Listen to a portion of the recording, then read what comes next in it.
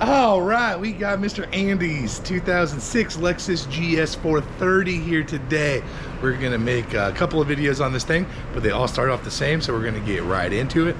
We are gonna change the air filter, and we are going to replace a strut. So, diving right into it. Both of them are gonna require the same thing to start, and then depending on which video you're in, you'll see the rest.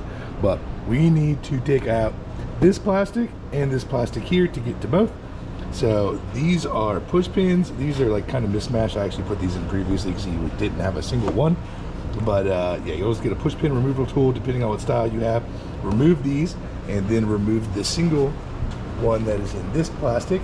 And we can lift this panel off and then lift this panel off. So I'll get that done and then we'll pick up from there. So once you have all the push pins out, this panel needs to come off first.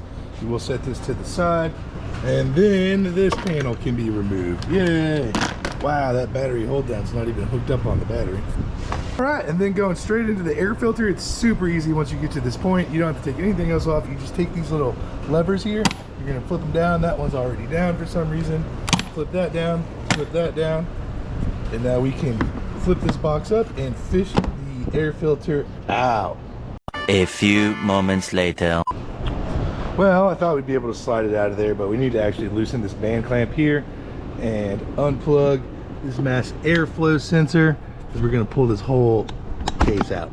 So to unplug that, you just squeeze down here on the top of this clip side and unplug it, and now we have what looks like a Phillips screwdriver or a 10mm.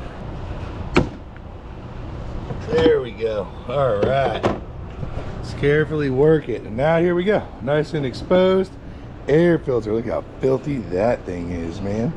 So you just take it right on out of there like that. Maybe vacuum out the bottom if it's super dirty. And here we'll take our new one and compare it to our old one to make sure the size and the shape is correct. Looks good.